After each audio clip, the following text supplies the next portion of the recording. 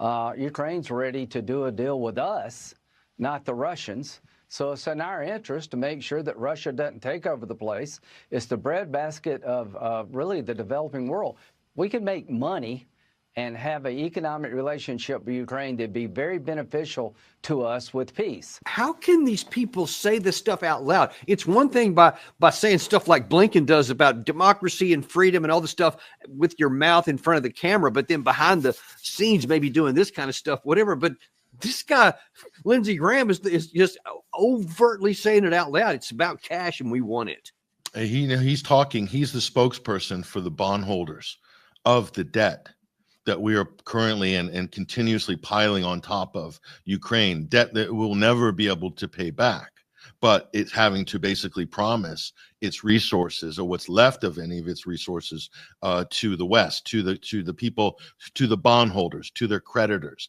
And when you're talking about what territory they've lost, that was the ROI for BlackRock, for all of these massive funds that were basically parking their money behind a totally different outcome from this conflict.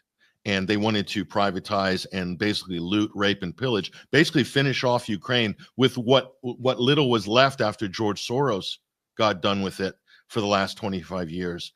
They pick apart the carcass and take what's left. And of course, the rare earth minerals, Lindsey's talking about that.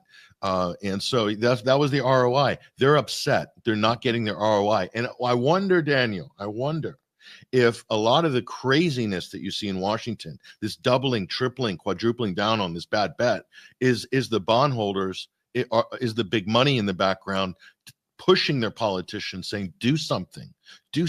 We need an ROI. We've lost here.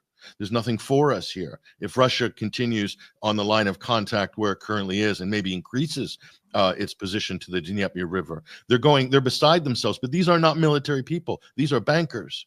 These are people sitting in Manhattan. These are people sitting in the city of London. They're in Dusseldorf and Frankfurt. Okay, they don't understand. To them, it's a game of risk. It's a board game. But the realities on the ground, they're so out of touch with. And Lindsey Graham is the embodiment of that because he's the mouthpiece of that big money.